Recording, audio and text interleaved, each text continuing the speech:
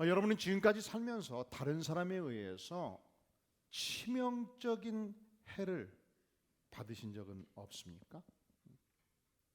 나를 모함해서 내가 회사에서 승진이 막혔다.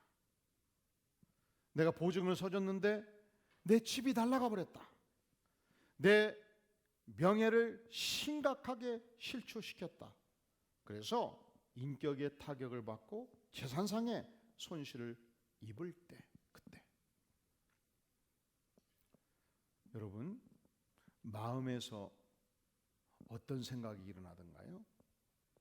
그럴 때 모든 인생들은 반드시 예수를 믿든지 안 믿든지 강력한 복수심이 발동됩니다. 이게 인간이에요. 나는 아니다. 손 들어보세요. 난 아니다. 그러니까 인류 보편적 감정은 복수심이에요. 어찌 나를 해친 자를 그만둘 수 있겠는가? 내가 나를 해친 자에게 100배, 1000배로 갚아주겠다. 이것이 인간의 자연스러운 경향이에요. 그런데 이걸 그냥 놔두면요, 복수의 악순환이 오지 않겠습니까?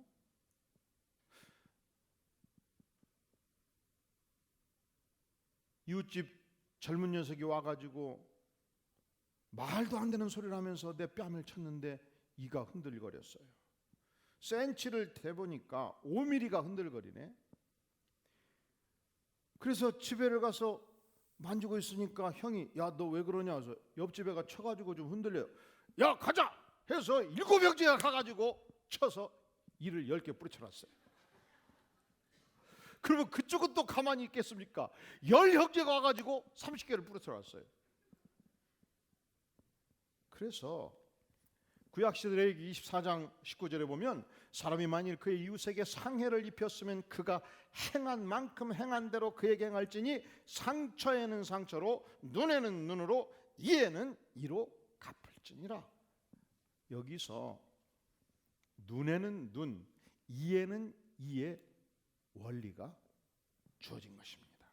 당시 이스라엘 백성들은 이 하나 흔들릴 때 결코 거기서 멈추지 아니했습니다. 그러니까 눈에는 눈, 이에는 이 원리 안에는 하나님의 위대한 자비의 정신이 담겨 있는 거예요. 복수의 명백한 제한성을 설정을 해둔 것입니다. 내가 아무리 화가 나고 내가 아무리 힘이 세다고 그래서 그 선을 넘어서지 말라. 두 번째, 눈에는 눈, 이에는 이 원리 안에는 경고의 의미가 담겨 있어요. 내가 만약에 화가 난다고 해서 상대방 이를 하나 부러뜨리면 반드시 내 이도 하나 빠진다. 그래서 아무리 화가 나도 내 이가 빠져서는 안 되기 때문에 가격을 않는 거예요. 오늘날 솔로몬 군대에 가면 솔로몬 군대의 법은 이렇습니다. 사람을 죽이면 사형 언도를 내리지 않습니까? 사형 집행을 이렇게 해요. 집행관이 광장에 있는 킬링 스톤, 사람을 죽이는 돌이 있어요. 그리 데리고 갑니다. 좀 잔인하니까 그냥 좀 귀가 어려운 분들은 귀 막으셔도 돼요. 집행관이 그 돌로 데리고 가서 머리를 돌로 박는 거예요. 그래서 죽을 때까지 때리는 거죠. 그러면 바위가 피가 흥건하지 않겠습니까? 누구도 그 바위의 피를 씻지 못하게 돼 있어요. 그러면 그 광장에 지나가는 사람들이 피비린내 냄새 나지요? 피가 흥건하지요? 그 모습을 보면서 경고를 받는 거예요. 내가 사람을 죽이면 내가 바로 이곳에서 이렇게 죽으리라. 경고를 받는 거예요. 이것이 눈에는 눈, 이에는 이의 원리인데 오늘 예수님께서는 구약시대에 적용됐던 이 눈에는 눈, 이에는 이의 원리에 대해서 새로운 하늘의 원리, 하늘의 음성을 선언하신 것입니다. 38절 또 눈에는 눈으로 이에는 이로 갚으라 하였다는 것을 너희가 그 다음 뭐예요? 들었으나 그러나 새로운 원리, 승화된 원리, 만 백성이 지켜야 될 천상의 원리를 내가 제시하겠다. 예수님이 하신 말씀이에요. 악한 자를 어떻게 대적하지 말라는 것입니다. 이 대적하지 말라가 엔티스테나이라는 단어인데, 악한 자를 향해서 싸우지 말라, 악한 자를 향해서 보복하지 말라는 거예요. 이것이 새로운 원리예요. 그리고 이 새로운 원리에 따라서 바울 사도는 로마서 12장 17절 이하에서 말씀하기를, 아무에게도 악으로 갚지 말고 모든 사람 앞에서 선한 일을 도모하라, 악에게 지지 말고 서로로 악을 이겨라 말씀하십니다. 내 원수가 줄이거든 먹이고 목마르거든 마시게 하라. 자, 그 다음 39절 하반절, 누구든지 내 오른편 뺨을 치거든 어떻게 왼편도 돌려대라. 우리 김범준 전사님 잠깐 앞으로 오시죠. 네, 전사님만큼 선한 사람을 못 봤어요. 근데 이 시간은 우리가 좀 악한 사람이 돼야 되겠어요. 이 김범중 씨가 우리 집안에 해를 많이 가했어요. 재산들 탈취해가고 소도 3마리 잡아먹고. 그래서 내가 한 번 만나면 쥐어 박으려고 생각했어요. 근데 시장 통해서 드디어 만난 거예요. 근데 보세요, 본문을 보세요. 누구든지 너의 어디를, 그러면 김범중 씨가 오른편 뺨을 이렇게 만져보셔요. 그러고 계셔. 사람이 왼편 손이 강합니까? 오른편 손이 강합니까? 그러니까 보통 사람을 때릴 때 오른손으로 때립니까? 왼손으로 때립니까? 그럼 보세요. 오른편 뺨을 때리려면 어떻게 때려야 돼? 이렇게 때릴 수 있어요? 아니죠. 그러면 어디가 맞아요? 왼편이 맞잖아요. 그런데 오른편 뺨이 맞으려면 어떻게 해야 되겠어요? 왼손으로 치면 힘이 약한데? 그래서 이렇게 쳐버린 거예요. 그럼 보세요. 원래 하나님이 뺨에, 손바닥에 천연 고무를 만들어 두셔가지고 이걸로 쳐야 안 아프게 만드셨는데, 이 5손가락 뼈마디가 그대로 찰과상을 일으키지 않겠어요? 유대인들은 이렇게 칠 때 대단한 모욕감을 느꼈다고 그래요. 그러면 가만히 있겠습니까? 내 멱살을 주지 않겠어요? 그렇게 하지 말라는 거예요. 그렇게 하지 마셔. 알았지요? 그러면 어떻게 하라는 거예요? 한번 해보시오. 그렇게 가만히 있으면 안 된다니까. 아니라니까. 왼뺨을 쳐라고 돌려대야지. 그렇지. 그때 들어가셔. 자, 그러면 보세요. 이 말씀의 원리가 뭐냔 말이죠. 왜 이렇게 주께서 우리에게 말씀하시냔 말이죠. 여러분, 이 말씀이 폭력을 정당화하는 말씀이 아니에요. 우리 인생은 하나님의 형상으로 창조된 인생이기 때문에 여러분 결심하세요. 내가 사는 날 동안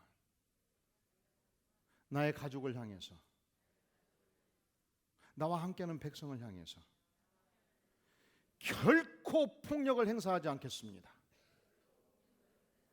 결심하세요.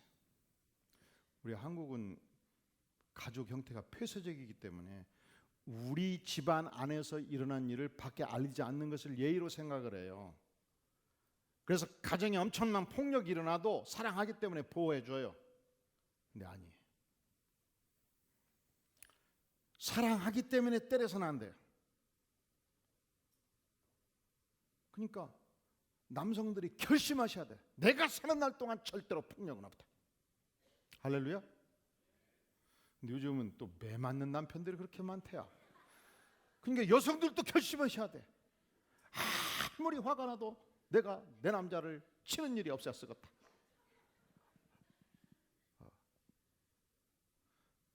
물리적 폭력 안 되지요. 그리고 강력한 상처를 주는 언어상의 폭력 아니죠. 그것을 정당화하는 게 아니에요. 이것은 어떠한 해를 내가 받더라도 결코 복수하지 않겠다. 복수 금지의 원리예요. 근데 실제로는 이러한 상황이 생길 때, 예를 들어서 가족 중에서 가장께서 도박을 즐기십니다. 술 중독에 빠졌습니다. 밤 1시에 귀가해서 찬장을 두드러 부수고 폭력을 행사합니다. 그러면서 오른밤을 쳤습니다. 그때 쳐라 쳐대 왼밤도, 이런 개념은 아니에요. 그럴 때는 빨리 현장을 수습하고 피하는 게 상책이지요. 이 말씀을 하는 것은 우리가 공격당할 때 2배, 3배, 10배로 복수해서도 안 될 뿐만 아니라 내가 받은 만큼도 복수하지 말라는 거예요. 복수 금지의 원리예요. 그러면 이런 생각이 들잖아요. 이 악한 세상에서 악한 자들이 짓밟을 때 내가 복수하지 않으면 누가 정의를 세울 수 있다는 말인가? 그렇습니다. 전능하신 하나님께서 정의를 세우십니다. 로마서 12장 19절은 말씀하기를 원수 갚는 것이 내게 있으니 나 하나님이 갚으리라. 주께서 갚으십니다. 그리고 엄청난 해를 받았음에도 불구하고 복수하지 아니하고 사랑으로 끝까지 태했던 아름다운 이야기가 지난 2000년 기독교 역사 속에서 엄청나게 많습니다. 1900년도 초반 이 한반도 안에 평양은 기독교의 도성이었습니다. 그곳에 많은 서양 선교사들이 전도 활동을 하고 있었습니다. 또한 그곳에 유명한 김익두라는 깡패가 있었습니다. 깡패 두목이었습니다. 그런데 이 김익두 생각이 그런 거예요. 이 노랑머리 양귀신들이 이 평양거리를 감히 활보해 내가 저놈들을 박살내고 말리라. 마침 사무엘 모펫 선교사가 걸어가고 있었습니다. 그를 엎어치기로 때려 눕혀놓고서 치고 돌로 머리를 짓밟았습니다. 피를 철철 흘리면서 결국 병원에 입원해가지고 몇 달 치료를 받고 나오게 된 것입니다. 그런데 우연찮게 또 모펫 선교사가 김익두 깡패 두목을 만난 거예요. 그때 모펫 선교사가 깡패 두목을 껴안으면서 고백했습니다. 내가 당신을 사랑하고 용서하고 예수 믿고 축복을 누리시기를 바라. 근데 이게 굉장한 충격이 된 거예요. 굉장한 충격. 왜냐하면 이 주먹의 세계에서는 내가 상대편 깡패 세계의 졸개 한 명을 때리면 야구 방망이 들고 50명이 달라들어서 50명을 치는 게 이 어둠의 세계인데, 도대체 이 양귀신들은 저렇게 내가 박살냈는데도 불구하고 나를 사랑한다, 용서한다고 고백하니 도대체 어떻게 된 것이냐 혼란스러웠습니다. 결국 김익두는 사무엘 모펫 선교사 앞에 머리를 숙이고 십자가의 복음을 듣고 예수님을 구주로 영접한 것입니다. 문제는 내가 살았던 세월이에요. 문제는 지금까지 나와 관계 맺은 수많은 어둠의 세계의 백성들이었습니다. 그래서 어느 날 그가 부고장을 날려요. 나 김익두의 옛사람은 예수님과 함께 십자가에서 죽었습니다. 그래서 굉장한 창안의 화제가 되었는데, 김익두가 깡패 생활을 청산했다더라, 김익두가 죽었다더라, 김익두가 이제 예수 믿고 개과천선했다더라, 소문이 쫙 났습니다. 근데 짓궂은 이 상대편 깡패 한 사람이 진짜 지가 변했으려고 뭐 깡패 기질이 어디 가겠어, 내가 테스트를 한번 해봐야 쓰겠다 하고 추운 겨울날 주로 김익두가 자주 움직이는 시장통 2층에 올라가 가지고 추운 겨울날 투어수대 물을 부어버린 거예요. 얼마나 춥습니까? 살을 내리는 추위였습니다. 이때 자기를 가격한 이 후배 깡패를 붙들고 맥살을 주고 흔들었습니다. 자네 말이야, 내가 예수 믿고 옛사람이 죽었다는 것을 기뻐하게, 내가 만일 그렇지 않았으면 자네는 오늘이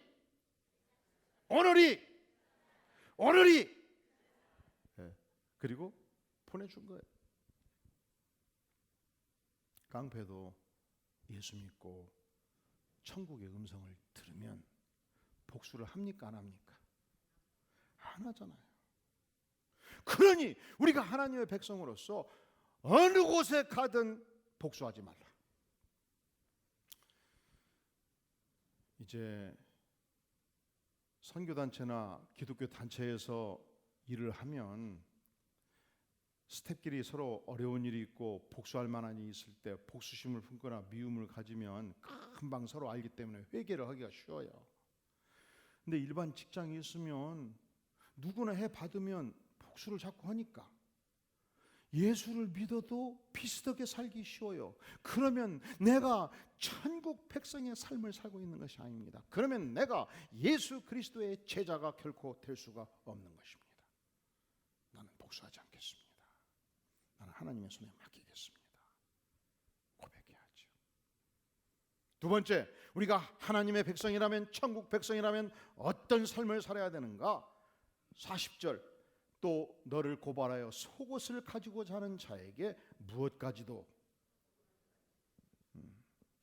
근데 소송을 걸어가지고 내 속옷을 빼앗아가는 자가 있으면 겉옷까지 주라, 그 말씀입니다. 여러분, 이제 봄이 되어서 겨울옷 지금 정리하고 계시죠? 정리하다 보면은 겉옷이 몇 벌인지 한번 세어보셔요. 양복도 서너 벌 되고 외투도 두세 개 될 수 있잖아요.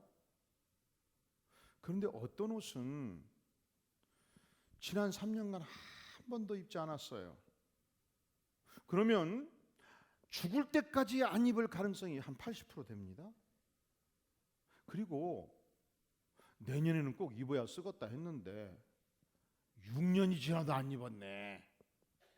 그러면 죽을 때까지 안 입을 가능성이 99%라. 근데 왜 계속 가지고 있는 거죠?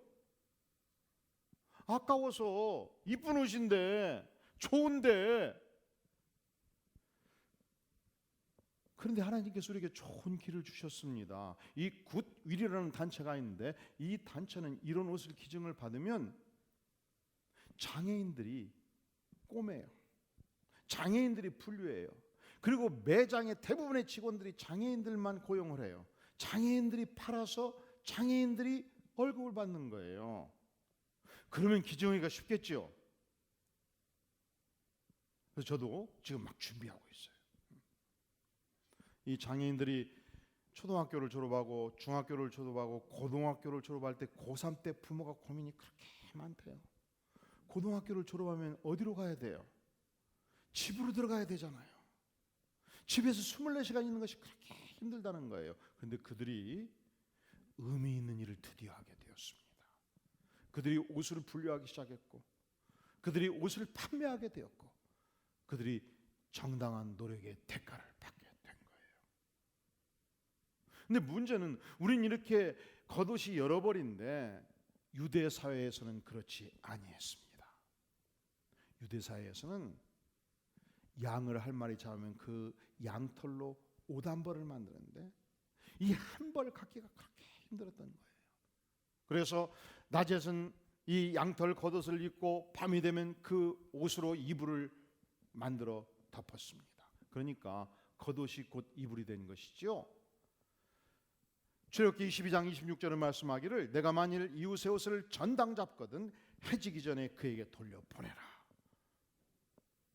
왜냐? 그 몸을 밤에 가릴 이불이기 때문에. 그런데 내 속옷이 소송 걸려서 빼앗길 때 뭐까지 주라고요? 겉옷까지. 그러면 이것은 우리에게 무엇을 말씀하는가? 여러분, 우리가 인생을 살면서 속옷 내 거지요. 겉옷도 내 거지요. 내 것이라는 권리 주장을 포기하라는 거예요. 법정 시비를 벌이지 말라는 거예요. 타인의 권리를 충분히 존중해 주라는 것입니다.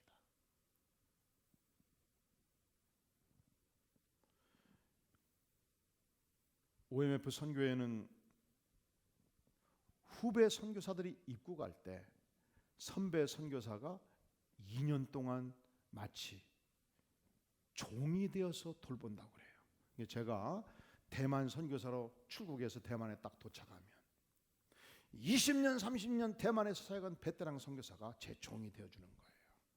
제가 언어가 안 통하겠죠? 언어 교사가 되어줍니다. 제가 집이 없고 차비 없겠죠? 집을 마련해주고 적합한 차를 구입해줍니다. 만약에 저희 아들들이 나이가 어리면 학교를 알아봐 줍니다. 그렇게 몇 년 동안? 2년 동안. 내가 선배 선교사로 누릴 수 있는 권리를 스스로 포기하는 것입니다. 그러니까 여러분, 우리가 직장에 출근할 때도 내가 누릴 수 있는 권리만 생각하지 마십시다. 또한 우리가 교회에서 주님을 섬길 때 하나님께서 나에게 장로의 직분, 권사의 직분, 안수집사의 직분을 주셨을 때, 집사의 직분을 주셨을 때, 주님, 이것은 이 교회를 통해서 예수 믿는 후배들, 이 교회에서 주님을 섬기기로 작정하고 오시는 후배들을 내가 가방못지가 되어서, 내가 종이 되어서 전심으로 섬기라고 주신 직분입니다. 내가 누리는 권리를 포기하는 것입니다. 그래서 우리 교회에서는 장로 후보생이 되면은 3년간 화장실 청소를 하는 거예요. 운전대를 잡고 성도들을 실어 날리면서 섬기는 거예요. 우리 주님께서는 섬김은 지상 최대의 축복이라고 알려주셨습니다. 우리 주님께서 죄 많은 내 인생을 섬기셨습니다. 우리 주님께서 하늘의 권세를 버리시고 이 땅에 오셔서 십자가에 피 흘려 죽기까지 나를 섬기셨습니다. 그리고 말씀하십니다. 나를 따르라. 따라해 볼까요? 섬김은 지상 최대의 축복입니다. 어떤 교회가 망하는 교회인지 아세요? 내가 이 교회를 설립했습니다. 내가 창립 멤버입니다. 그리고서 내 권리를 주장하고 내 주장을 앞장세워서 교회를 분열시킬 때, 그런 교회가 꼴물견이에요. 그런 교회가 부패한 교회예요.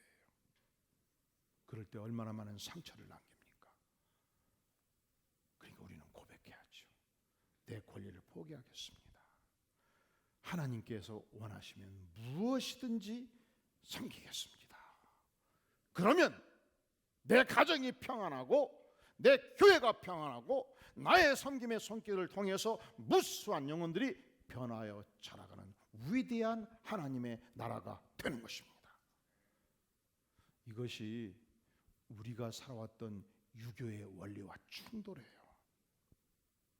유교의 원리는 열심히 과거에 급제해서 사대부 양반이 되어서 천하를 호롱하고 무수한 종들을 부리면서 나를 섬겨라 그럽니다. 나를 섬겨라.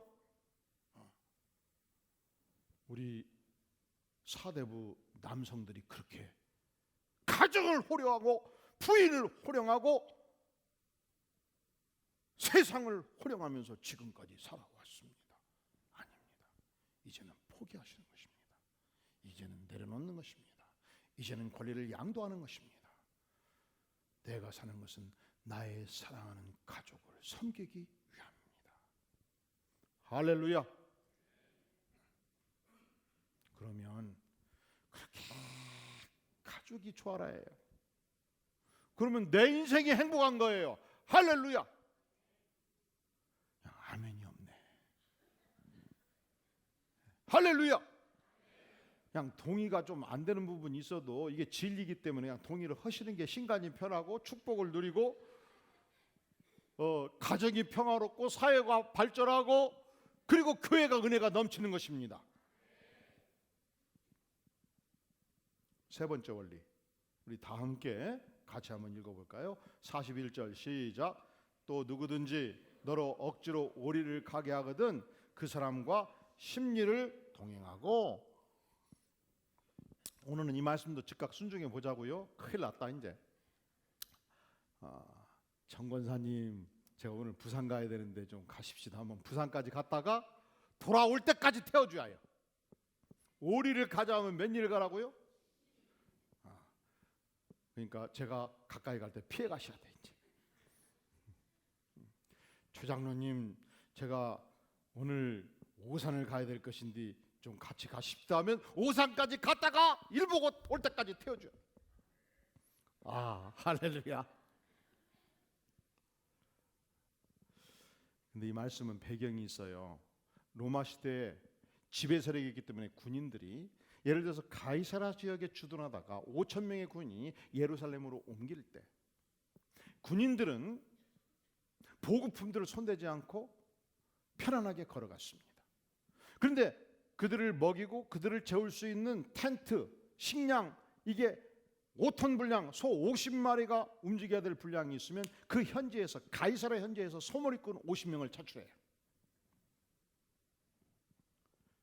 그러면 소머리꾼은 소를 몰고 가면서 속에서 부글부글 끓는 거예요. 나 우리 집 농사 지어야 되는데, 예루살렘 갔다 오면 한 달을 농사를 못 짓는데, 옆집 농사를 지어주면 내가 품삯을 받을 수 있는데, 군시렁 불평불만하고 분노하고 속이 부글부글 끓단 말이에요. 그러다가 로마 병사에게 발각이 되면 늑신 두드려 맞는 거예요. 그래서 저 멀리 가면 저놈의 새끼 왜 나를 치냐, 봉급도 안 주면서 나를 이렇게 부려먹냐, 이 오만 상을 찌푸리면서 가는 거예요. 이 예가 성경에서 하나 나옵니다. 우리 예수님께서 온몸에 피를 흘리시면서 채찍에 맞으셨는데 십자가를 치고 가는데 가다가 쓰러지시고 이 갈보리 산 언덕까지 가야 되는데 도무지 못 가시는 거예요. 그러면 로마 군병이 누구를 딱 차출합니까? 누구예요? 그래서 구레네 시몬이 십자가를 메고 가면서 군시렁하지 않겠습니까? 그러지 말라는 거예요. 고통당하시는 예수님이 제 아들 십자가 내가 지게 하시니 하나님 감사합니다. 여러분들이 내일 출근해서 직장에서 일할 때 사장님이, 상무이사님이 누구도 해결할 수 없는 어려운 일을 과제로 맡길 때 이사님, 사장님, 어려운 일은 언제든지 저한테 주십시오. 제가 최선을 다해서 사역을 하겠습니다. 사장님, 내가 뭐 봉이요? 어떻게 힘든 일을 항상 나한테 줘요? 정과장도 있고 최부장도 있잖아요. 이렇게 하지 말라는 거예요. 이런 말씀을 드리면 지금 딱 보니까 사장님들 얼굴이 환하셔요. 아, 그래야지. 근데 사실은 세상에 사장님이 맞습니까? 직원이 맞습니까? 그래서 이렇게 말씀을 드리면 끝나고 제가 굉장히 힘든 거예요. 눈초리가. 목사님은 왜 사장님 편에서 얘기합니까? 누구 편이 아니고 성경 편. 제가 사장님 편이 아니고 누구 편? 성경 편, 예수님 편. 예수님께서 말씀을 하시는 거예요. 그러니까 이 말씀은 우리가 인생을 살면서 어려움을 만날 때, 또 힘든 일을 만날 때, 그때 불평 불만하지를 말라. 구레네 시몬이 얼마나 억울했겠습니까? 얼마나 이게 날벼락입니까? 구경으로 왔다가 차출돼가지고 그 무거운 십자가를 지고 가야 되니 얼마나 힘들겠습니까? 그럴 때조차도 불평 불만하지 말고 하나님께서 나에게 맡기신 일이면 기쁨으로 순응하라. 오리를 가면 십리까지 헤헤호호하면서 가라. 여러분, 교회에서도 마찬가지예요. 교회 안에는 두 가지 사역이 있습니다. 절대 사역이 있고 상대 사역이 있어요. 이 절대 사역이란 뭐냐? 여러분, 안식일을 거룩하게 지켜라. 주일날 우리가 주님을 섬기고 예배를 드리는 것은 절대적으로 수행해야 될 사역이에요. 우리 주님께서는 교회가 그리스도의 몸된 바로 그리스도의 몸 자체라고 했습니다. 그래서 하나님께서 우리에게 은사를 주시면 이 은사를 가지고 하나님의 교회를 손발이 되어서 섬기는 것은 절대 사역이에요. 반드시 하셔야 돼요. 하지만 내가 성가대에서 꾀꼬리같이 찬양을 할 것이냐, 주일학교에서 교사를 할 것이냐, 이건 상대적인 문제예요. 또한 주일날 식사를 할 때 교회가 점심값을 받을 거냐 안 받을 거냐, 이건 상대적인 문제예요. 받을 수도 있고 안 받을 수도 있고. 우리 교회는 받습니까 안 받습니까? 이게 자꾸 받아야 된다는 거예요. 받을 수도 있는 거예요. 근데 안 받는다고 불평하지 마시라고. 그래서 우리 교회는 그렇게 내고자 하는 분들이 많아서 필리핀의 어린이들이 3만 원이면 한 달을 먹고 산다고 그래서 우리가 100명의 어린이들을 후원하도록 길을 열은 거예요. 여러분, 상대적인 사역에 대해서 이렇게 해도 하나님의 뜻이고 저렇게 해도 하나님의 뜻일진데 반드시 이렇게 해야 됩니다. 안 하면 내가 너무너무 힘들어요. 내 뜻대로 해주세요. 이렇게 하지를 말라는 거예요. 불평불만을 하지를 말라는 거예요. 선택적인 문제에 대해서 하나님께서 법을 정하시면 하나님 제가 순종하겠습니다. 할렐루야. 그래서 우리 교회에서는 점심 식사도 그리고 먹고 또 커피도 먹고 다 이 불의돕기로 하는 거예요. 불의돕기. 이웃을 돕는 운동에 우리가 열심히 동참하는데 사용하는 거예요. 자, 오늘 말씀은 인간의 존재 본성에 근본적으로 반영되는 말씀입니다. 우리가 듣고 싶지 않은 말씀이에요. 왜냐? 인간은요 어떤 존재인가? 김경섭은 어떤 존재인가? 부당한 대우를 받을 때, 상대방으로부터 공격을 받을 때 복수해야 직성이 풀리는 존재. 이게 인간이야. 인간이 어떤 존재인가? 내게 주어진 어떤 권리가 있으면 반드시 그 권리를 다 찾아 먹어야 속이 풀리는 존재. 이게 인간이라고. 인간은 어떤 존재인가? 내 뜻대로 일이 되지 않을 때 군시렁 뭔 말인지 아셔요? 예? 내 뜻대로 이 잘 안 될 때, 뭐 속이 좀 안 된 일들이 막 진행될 때 공구스무스 이게 이제 헬라어고, 마마링 이게 영어고, 우리말로는 군시렁 한국어고, 일어를 모르겠어요. 중국어도 모르겠고. 그렇게 하지 말라는 거예요. 내 뜻대로 반드시 우주가, 교회가, 세상이 돌아가는 보장이 없는 거예요. 결국은 하나님의 뜻대로 진행이 되는 것입니다. 자, 오늘 주께서 우리에게 주시는 위대한 하나님의 음성이 여기 있습니다. 오른뺨을 치거든 왼뺨을 주라는 거예요. 복수하지 말라. 속옷을 벗겨가거든 겉옷까지 주어라. 나의 권리를 포기하라. 오리를 가자면 심리를 가자. 불평 불만하지 말라. 이것이 오늘의 시대를 살아가는 당당한 천국 백성의 위대한 심령인 것입니다.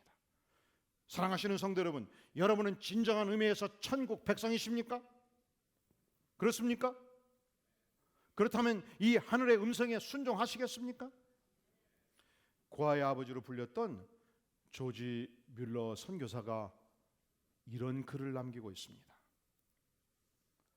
언젠가 과거 나의 자아가 온전히 죽었던 날이 있었습니다. 그날 조지 뮬러 자신이 죽었습니다. 그날 조지 뮬러의 의견이 죽었고, 그날 조지 뮬러의 취미와 의지가 철저히 죽었습니다. 세상의 비난과 원망에 대해서도 죽었고, 나의 형제와 세상 사람들의 꾸지람과 인정에 대해서도 죽었습니다. 내가 온전히 죽은 그 이후 오직 하나님의 시선, 하나님의 인정만 바라게 되었습니다. 모두 이 축복을 누리는 복된 생애 되시기를 주의 이름으로 축원합니다. 기도하겠습니다. 영광의 주님, 참으로 부족한 인생입니다. 죄 많은 인생입니다. 이 말씀에 순응하기에는 연약한 인생입니다. 주님, 그러나 성령으로 기름 부어 주시옵소서. 나의 못된 자아를 부숴주시고 깨트려 주시옵소서. 하나님의 말씀, 성령의 음성에 순종하여 하나님의 위대한 백성다운 삶을 살아갈 수 있도록 정금 같은 인생으로 아버지여 우리의 생애를 빚어주시옵소서.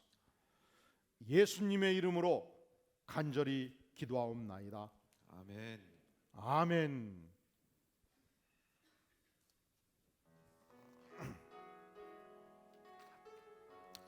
부서져야 하리. 부서져야 하리. 그렇습니다. 나의 자아가 무너져야 하리. 찬양합니다. 부서져야 하리 부서져야 하리 무너져야 하리 무너져야 하리 무너져야 하리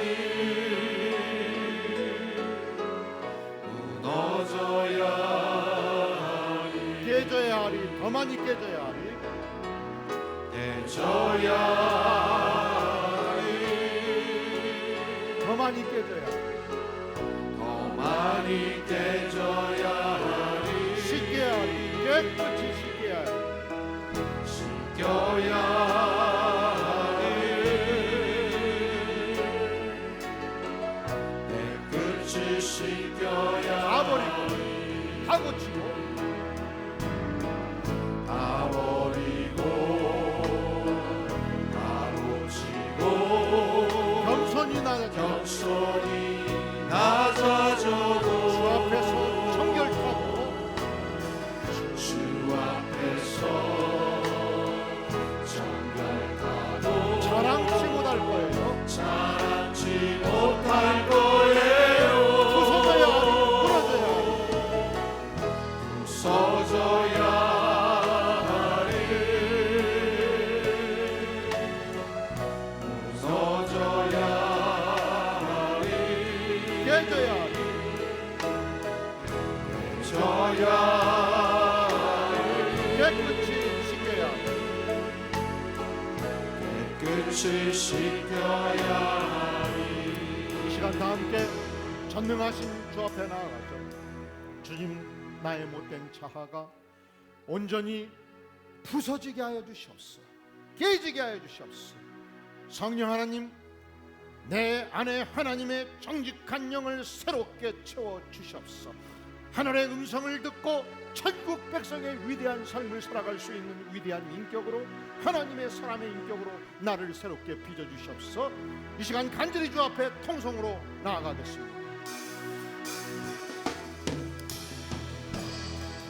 전능하신 주님, 내 안에 못된 자아가 있습니다. 나를 불쌍히 여겨주시옵소서. 아버지여, 깨지기를 원합니다. 부서지기를 원합니다. 무너지게 하여 주시옵소서. 새롭게 하여 주시옵소서.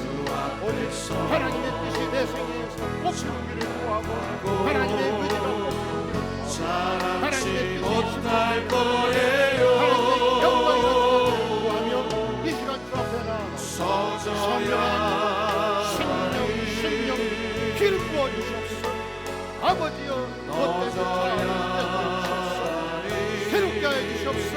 하나님의 영광이 나타나게 도와주시옵소서. 우리를 불쌍히 주시옵소서. 성령의 은혜로 채워주시옵소서. 깨끗이 우리 씻겨야 안에 새로운 영을 창조하시며 하나님의 능력이 나타나기를 간절히 구합니다. 예수님의 이름으로 간절히 기도하옵나이다. 아멘. 아멘.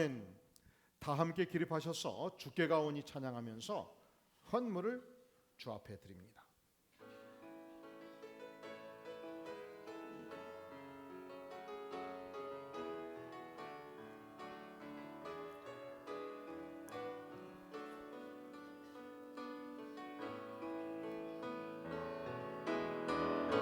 주께 가오니 날 새롭게 하시고 주의 은혜를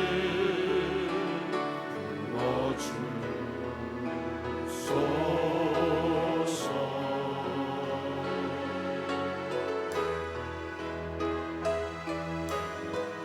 내 안에 발견한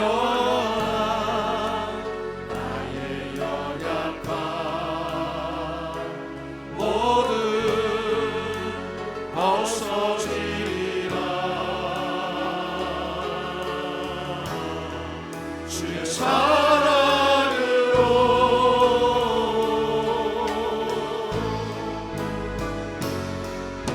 주 사랑 나를 붙드시고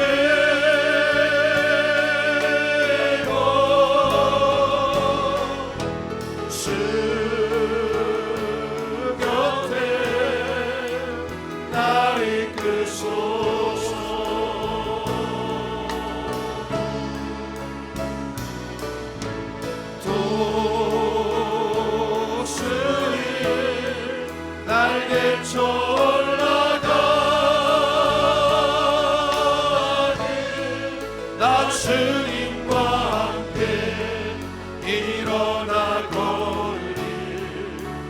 사랑하네.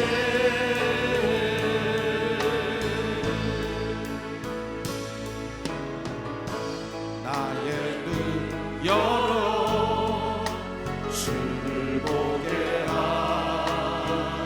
하시고 주의 사랑을 알게 하소서.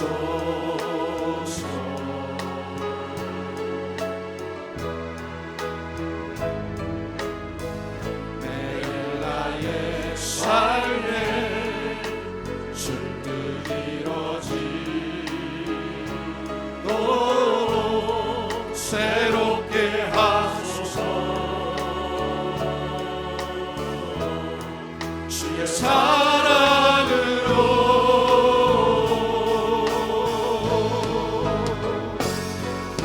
주 사랑 나를 붙드시고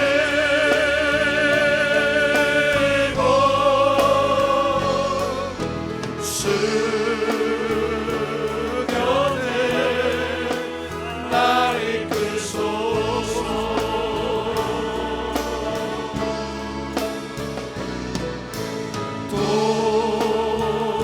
독수리 날개쳐 올라가듯 나 주님과 함께 일어나고 주의 사랑 안에.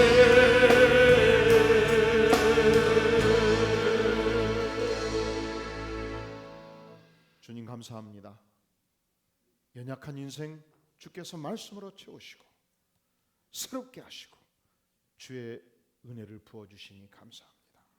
이 시간 주께서 베푸신 은총의 삶에 감사하며 각종 예물로 정성을 다하여 나아가는 백성들의 손길을 복되게 받아 주시옵소서. 그리고 주님 천국 백성의 위대한 삶 살게 도와주시옵소서. 성령으로 기름 부어 주시옵소서. 이번 한 주간 천국 백성의 영광스러운 삶이 나타나기를 간절히 구하오니 성령 하나님 심령 임재하여 주시옵소서.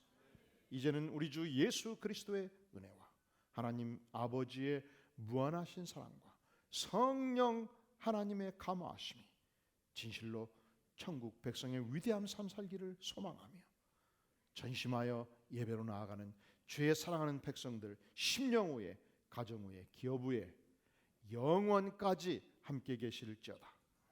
아멘.